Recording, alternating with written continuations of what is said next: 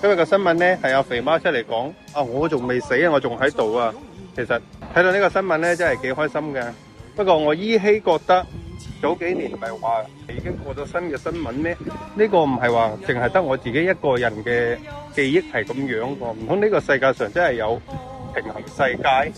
即係你而家見到嘅我，就唔係我嚟嘅，係喺另外一個空間嘅。咁又唔排除有啲香港嘅娛樂媒體咧，好中意做一啲假新聞出嚟撐下熱點咁樣嘅。